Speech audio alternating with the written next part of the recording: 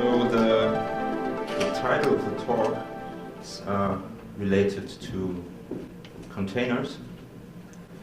Actually, I do not want to limit it to Docker containers.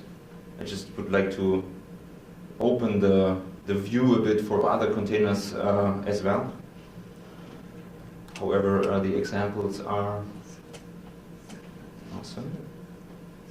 More Docker related, of course. So the first thing I would like to ask you is,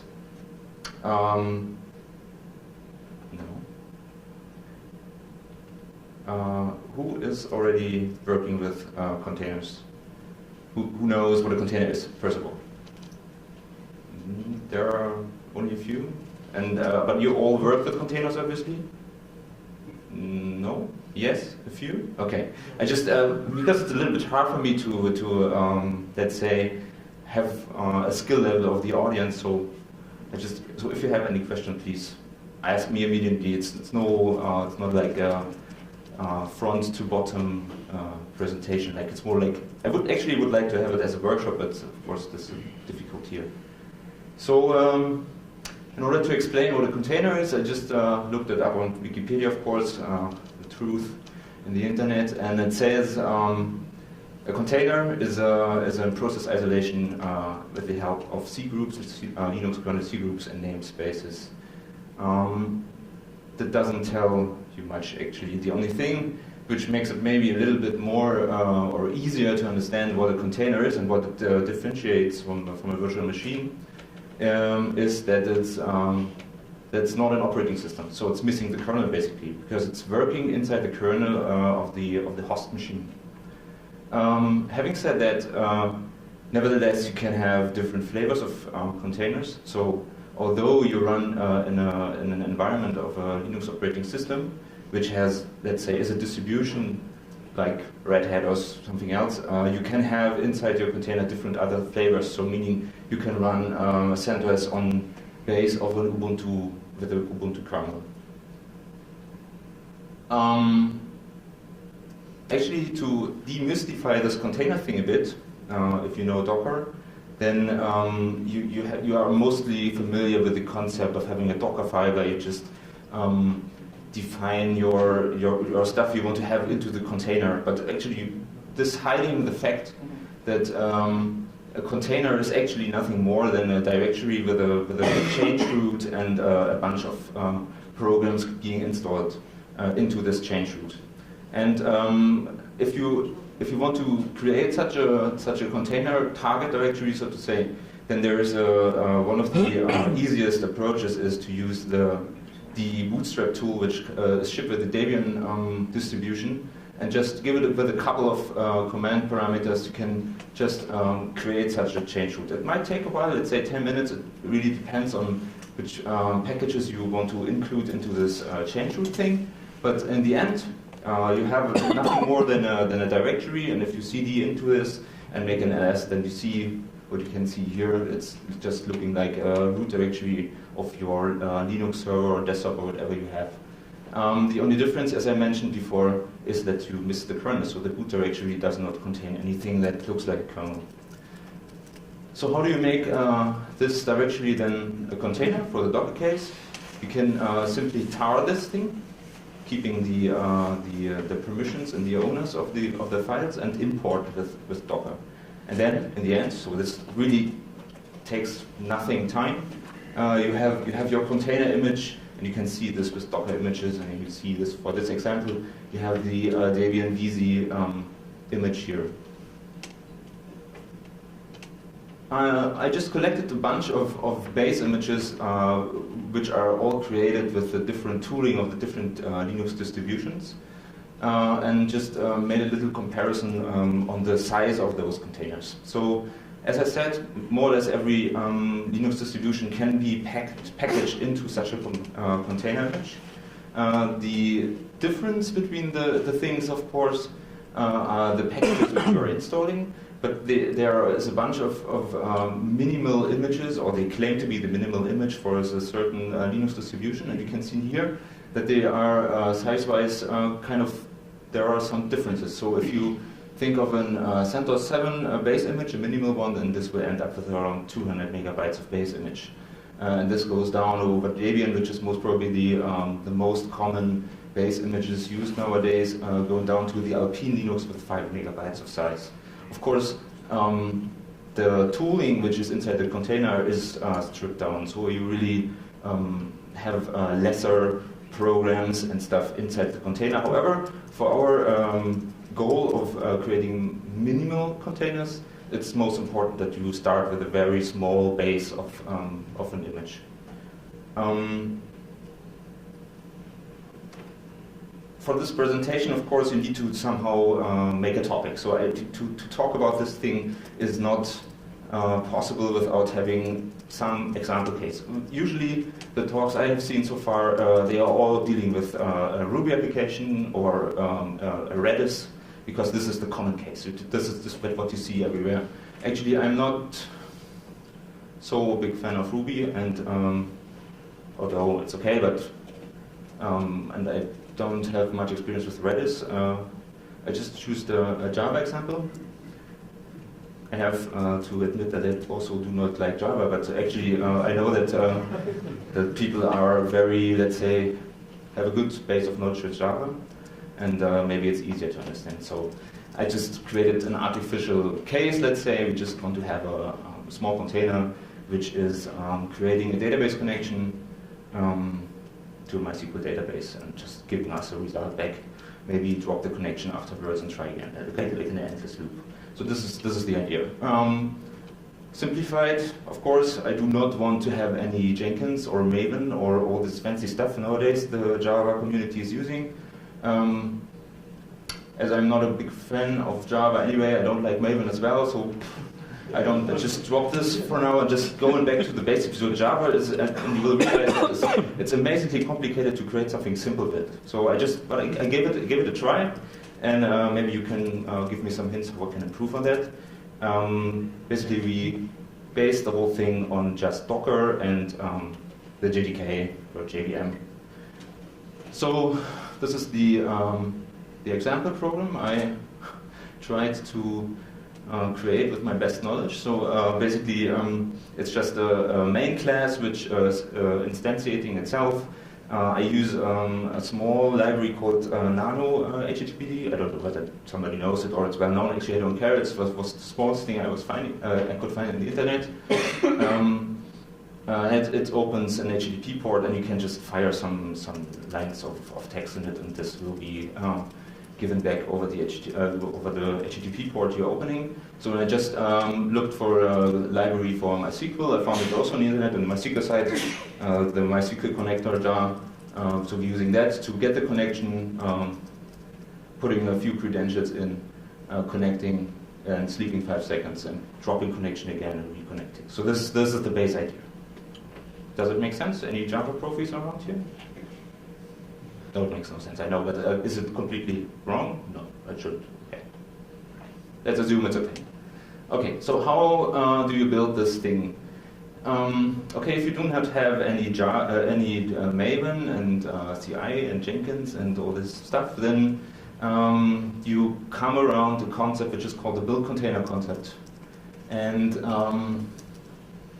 it's actually also the most and easiest straightforward approach to build a container. What you do here is you just search for a base image, Java base image. This is what I took in the first line here. So we inherit from this image. We install curl because we need curl for the downloading of the MySQL connector. Then we add our Java classes in, and now we do a combination of this. So this is what most probably nobody is doing with Java, but for this container case, I think it's pretty much okay. And to make it more interesting, I just, after researching quite a while, I found that you can create a manifest and put some class passes and your classes inside, and then you get a jar. Because this is actually what I know as a let's say, operations guy. So I do not know about Java, but I know that they have a jar. I can run the jar. So I want to have a jar. So this gives me a jar. Then I download the MySQL connector here, and yeah, basically that's it. So our two artifacts, so the example jar and the connector will be inside our container. And this whole thing ends up with a container of 600 megabytes size, which is kind of impressive, I would say. If you take in consideration that the program, the Java program, is less than a megabyte, and the connector itself is 1 megabyte approximately, you have an offset overhead of more than 598 megabytes of something you do not need actually. So, as this is the build container concept, you use this container only to build your stuff. So you create your artifacts, and now you do not want to use the container because it's simply too big, too unflexible. I don't like it. So I just build the container, run the container once to make an instance, a container instance out of the image, and then I do something to get the artifacts out. So I copy the two files, the example jar and the connector jar, out of the container, and I remove the build container. So everything is gone, build container is gone, but I have something which I wanted to have and I wish I didn't have before, because I know I have my two artifacts and I want to use these two artifacts and reduce the overhead which I have in had in the previous container. You can improve on this a bit. You can do some fancy things if you want. You can, for instance, mount a volume container to your build container and put your artifacts in there. Then you would just skip the two copy statements, and you would have in the end a volume container including your artifacts. You could then later on use this volume container to mount it into another container, and you do not need to copy things over hosts and stuff. But it's just like a side note for that. So how do we use our two artifacts now? I mentioned Alpine Linux in the beginning. From the comparison of the base images you have seen, it was just the smallest one. I don't know. Is anybody here who knows Alpine Linux? Anybody else? Usually, it's actually quite new for me as well. So I think it's actually made for embedded devices or small devices with with less capacity and less CPU. But it has something which makes it extremely extractive for container purposes. It has a package management tool and repositories which are under active development, meaning you have a very small distribution. And you have a bunch of up-to-date software packages shipped around with the application. So what we are doing is we're using this base image here, which has 5 megabytes of size, and we do more or less the same as we did before, but this time we do not install the GDK. We're just using the runtime environment, because this is much smaller than the GDK itself. We do not need the compiler stuff and things, so this reduces our size of the container, and we put our two artifacts in there. In the end, we're just exposing a port to get the HTTP port available, and then we run our Java command here. In the end, we have a container which has a fifth of the size of the previous container. Keeping into account that our program has grown over time, we still have a significant overhead. But yeah, I mean, Java is not, yeah, it just needs some things to run, and I think 100 megabytes is okay. I mean, you can ship 100 megabytes around the network easily, because bandwidth should handle that. If you cannot handle this amount of data, you have most probably different problems which you need to solve beforehand. So what we need to make this thing run now is we need, of course, a database. Databases can be handled in a container. I know that there are a lot of people saying, no, this actually is not something for me. You know, databases have state, I cannot move it around. How do I realize clustering and stuff like this? Not cool, don't do it. For our example, I think it's much okay, because it just, in a normal world, you would just use, let's say, some services RDS instances on Amazon or whatever service you want to use. But for our case, it's okay. So if you go into the Docker Hub, to the registry of the Docker Incorporated, then you will find, if you search for MySQL, you find nearly 1,300 images for MySQL container. It's quite a lot. Docker has a repository where they are providing, let's say, maintain packages they are going to deploy by develop by their own. So they give you a little bit of trust, let's say, because you can actually not look into all the other images. So if you want to choose one of those, you are not you can make it. There's no established process to have any signatures or stuff like this, so that you can trust the containers which are on this registry. Basically, everybody can push their stuff in there, and you can get whatever so you just have to trust the owner of the package. So let's trust the Docker Incorporated package for now, and maybe choosing a different container technology in the future to solve the security issues we obviously have with this. So now we combine our two things. We just run our small example container thing, and we run the MySQL database. We give it some credentials, and we define a database we want to have, and then we start our container. And here's a little bit of a trick, let's say. We of course need to know the URL of the MySQL database. And so we're linking our container against the MySQL container. This gives us the possibility to, so Docker offers a mechanism where when you link your container against another container, your container gets an entry in the etc hosts where you can resolve the IP address of the other containers.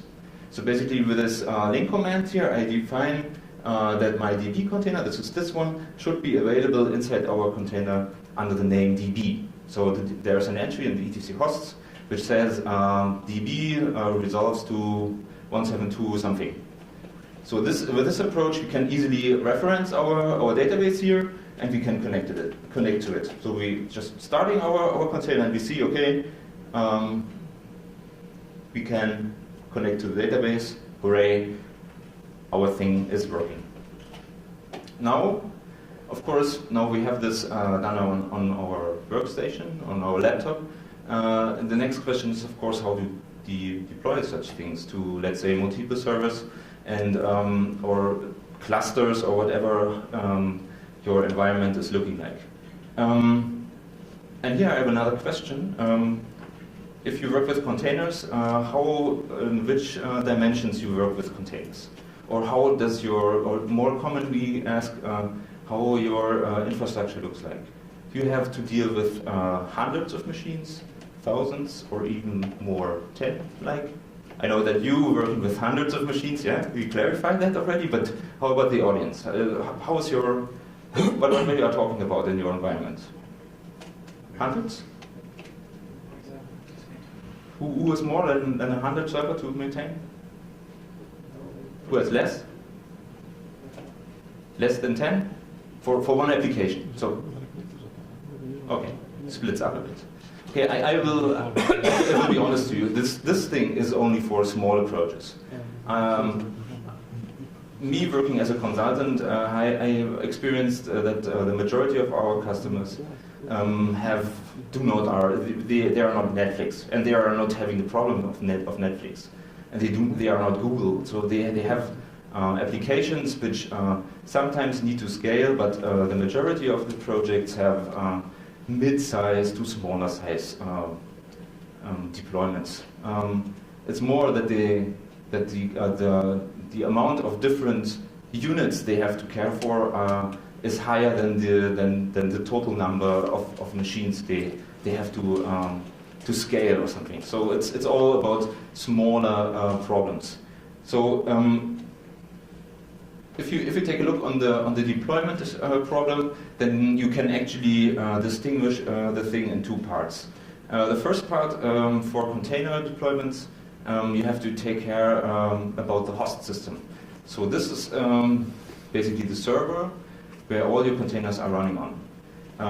For container technology, it's more or less easy because you do not have to deploy complex software on your server anymore. The only thing you have to deploy is actually the Docker daemon, and you have to deploy some tooling around that.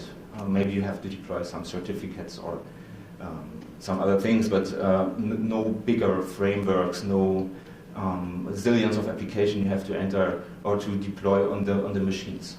And for the container deployment, you have to take care of a few other things.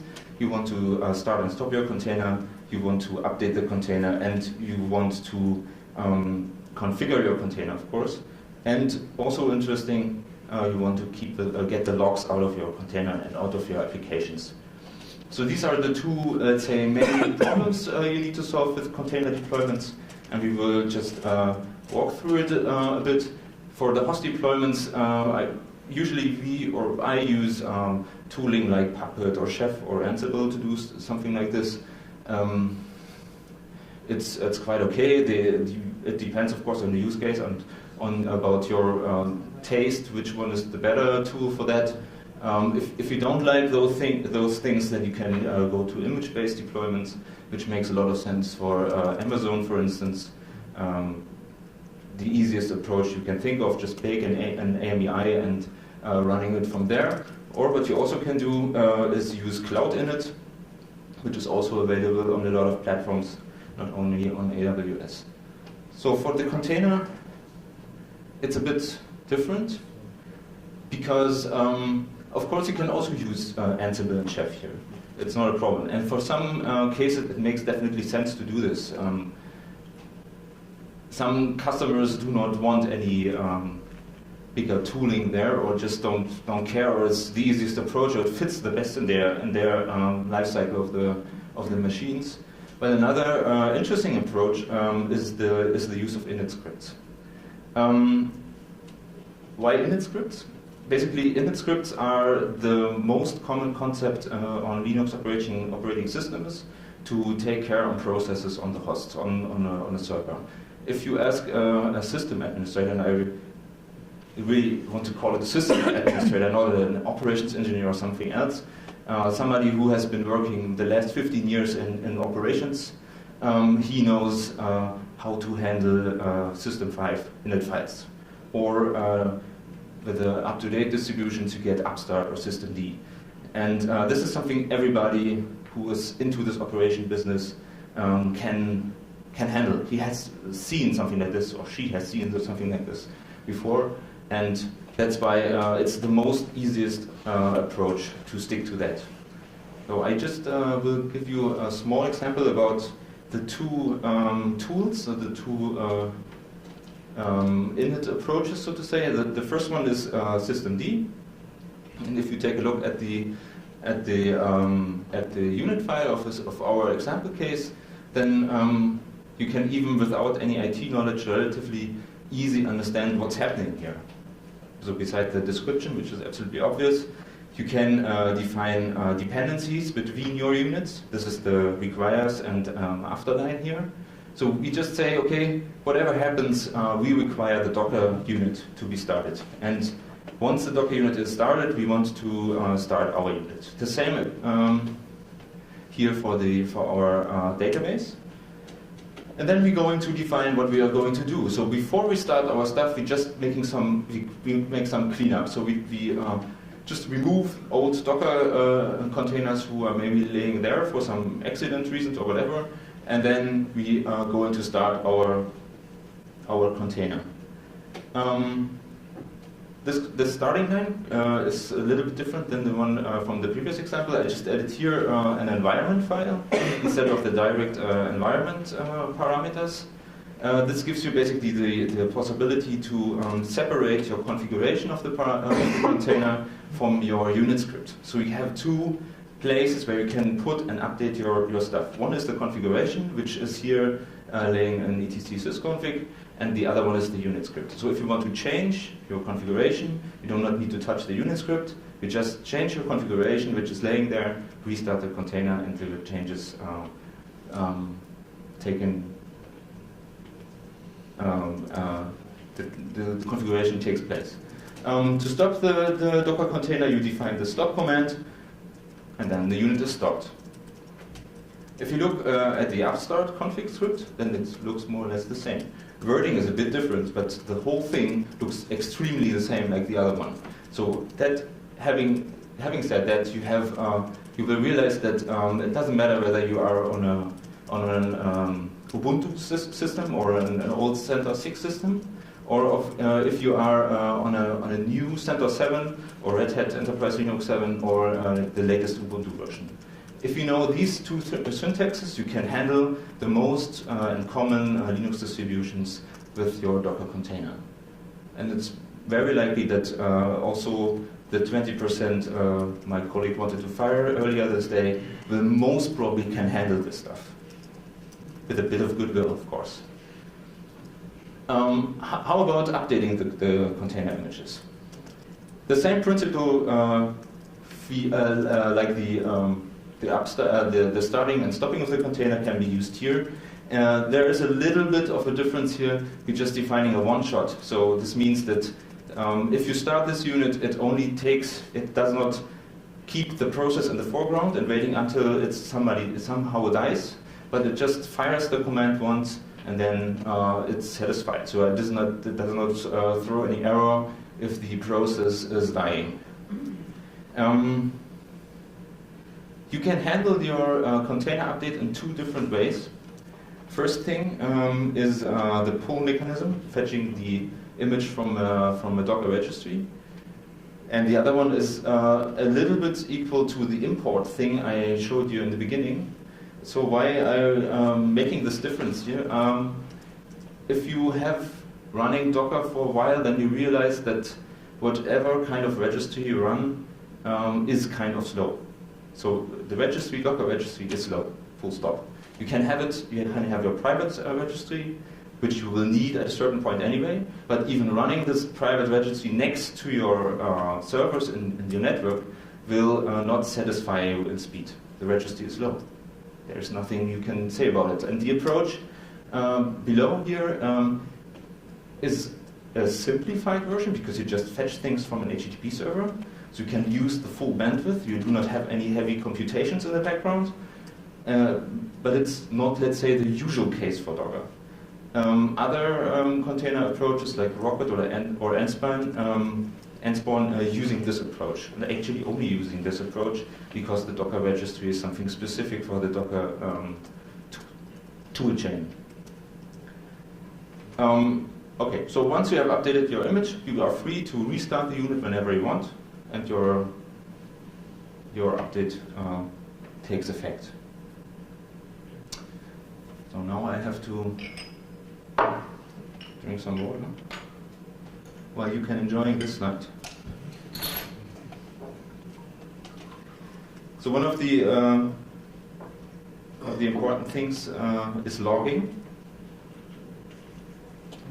and we have today later on we have a speaker from AppDynamics here who is really deep into logging things and monitoring and stuff. So he maybe won't be satisfied with this approach, but it's again a simplified approach. It's something which won't break. It will always run. It will always ship natively with your operating system. And once you are not satisfied with this anymore, you can switch to something more fancy if you want. Systemd again offers you some great tooling for that. And I will demonstrate this later on. With the journal gateway daemon, you can expose your or promote your log files via an TCP socket. That gives you the possibility to fetch the logs without logging into the machine. You can just collect them from another point of the network, and even more, you can create with the new release of Systemd. You can create a box which collects the log files from all your boxes inside your cluster or whatever you want. So you're just forwarding your logs to a central unit, and then you can look at them as a merged log. This is the system journal remote thing here, which was introduced in the latest release of Systemd. Furthermore, the thing gives you HTTPS, multiple formats. You can have JSON and all kind of things.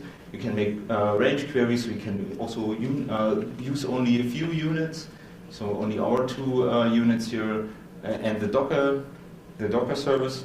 So, and it's also not only bounded to the Docker containers you have running, but instead you can also fetch all the other logs from all the services running on the system. So it's a really kind of nice and flexible solution. Sadly, Upstart does not come with such a solution, but even others have realized that, and there's one example, for instance, is the logspout container, which can collect the log files from all running Docker containers in the system, and also bringing them to an HTTP port. You can, of course, also forwarding those things to the syslog daemon, and then integrate it in your logging system, whatever you use there. Okay, now it's time for a little demo. I hope that this thing will work. Okay. What you see here is a Vega box, obviously. In the lower screen, I fired a simple curl command, the one from the slide before, which is collecting the output from our 2 services. And here in the upper screen, I will just start our 2 containers. And now you see how the containers start. They are starting at the same time. However, the database takes quite a while to get up. But now we can see here that that our example thingy is saying that the connection is established, and both containers are running. So if you take a look at the processes who are running here, on the Docker containers which are running here, we see our 2 examples, and I also already started the logspout service, which I can show you. Also, this is the output of our HTTP server here. So if we reload the page, you can see the latest log message our example container is providing via port 8089. And this here is the output of the logspout. It's not the current one. This thing takes a while. Basically, actually, it looks much nicer on the console.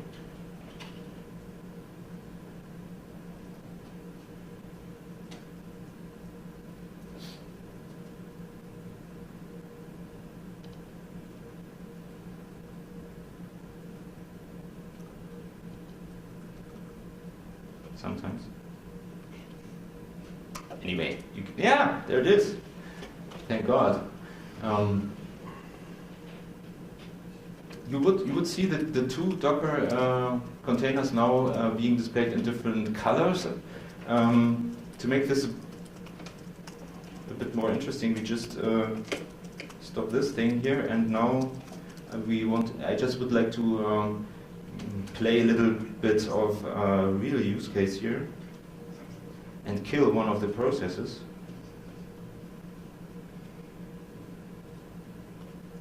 Let's kill the Docker daemon. So our log file, our log collection shows us that our containers have been stopped and now going to reconnect and restart.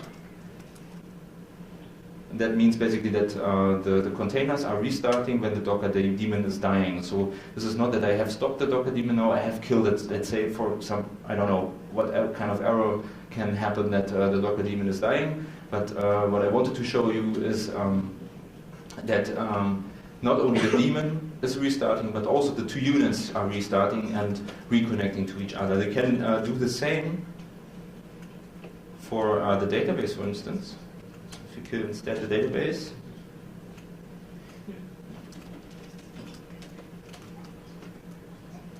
the connection is lost.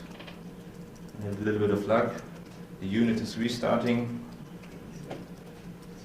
Hopefully.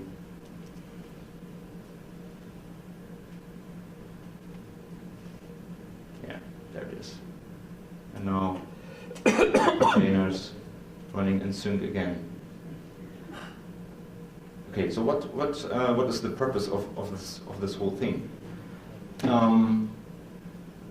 We have two very simple containers running on one system, which is, let's say, the most simple case you can imagine. You do not need to have any tooling in place. Actually, there's nothing like there aren't any extra tools. It's just a pure CentOS 7.1 running in a Vagrant box with no extra tooling.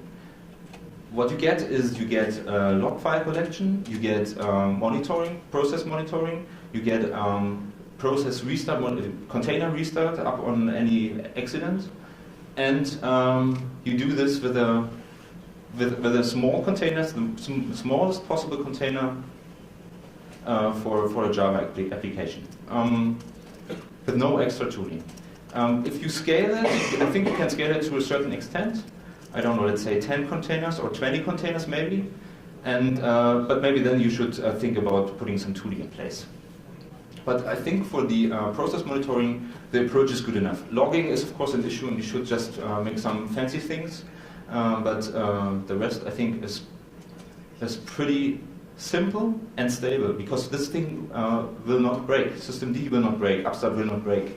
If those two things are breaking, then you have serious problems. But you have it not only on this machine, you have it all over your data center. And it's moreover, it's relatively simple and can be adopted by a lot of people and employees in your company. I think these few points are very important if you switching your technology stack into your company, inside your company, adopting new technologies like the container technologies. So yeah, maybe so far. So if you have questions, go ahead. So we're speaking about the production environments, because when we're speaking about the development in our laptops, it's okay. You host your data, you store your data, you manage your data in the method you mean your own method. But if we speak about the production servers, we have some sensitive data, some gigabytes of data, terabytes of data. What kind of data? Databases. Databases. The databases maybe it's some HTTP servers that hosts some images. What do you think about the 1 terabyte hosted images per clients? The question is how the Docker will improve the production servers deployment. So if we speak about the development process, it's okay. It's a teaching tool to do these tasks, to do your tasks in your laptop. But what's about the production servers? Okay, good question. Production deployments are always special, but you might agree with me that I so far have not seen any practical case where you have a completely automated production deployment. Have somebody seen something like this? A regular automated production deployment? We started to do these things. No, it doesn't matter. Doesn't matter whether you use container or not. Have somebody seen something like this? Completely automated, regular based deployment without interaction. Everything went well. Yeah. Longer than a week. I haven't. Okay. Maybe those cases are really there. If you use container for your software, you have one. First of all, you have to. I personally agree on the fact that you always have to interact with the system on production. There's no way around it. But this has nothing to do with the container approach. Container approaches give you the possibility to unify your deliverables in a way that you reduce the complexity to a few interfaces. There is only one. The first interface is the environment. You can push your configuration into the container via environments, and this is more or less the only way to do it. Or you can mount things into the container.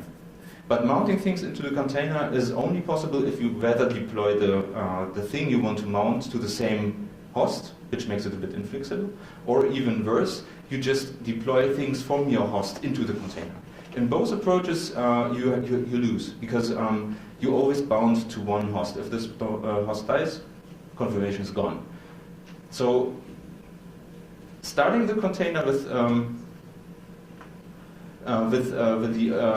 the environment approach gives you one well-defined way of configuring. And this reduces the complexity of deployments for the operation department significantly, because they do not have to deal with a bunch of profiles, of zillion of files, of packages they have to move around, which needs to be upgraded and stuff. So you unify everything in one specific and well-defined thing, and you deploy it, and you know how to run it. And I would really like to answer more questions, but Chris is... Okay, maybe one last question. One second, I'll give you the microphone because we record. Amazon recently announced the ECS on EC2. I think do you have any comments, or is there any difference on running Docker manually versus in the Amazon ECS? ECS is looks, from the first view, it looks like a great thing. However, currently it's really missing a few things. For instance, you cannot define your ECS environment with CloudFormation so far. So we are always bound to the management console, and you need to click your things.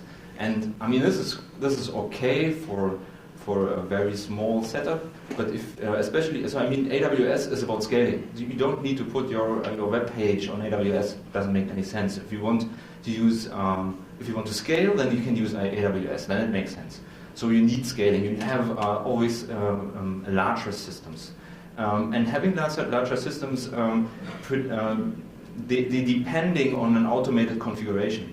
So you need tools like CloudFormation, or you can also use Terraform or whatever, but you need a programmatic way to define your infrastructure. And this is currently missing on ECS.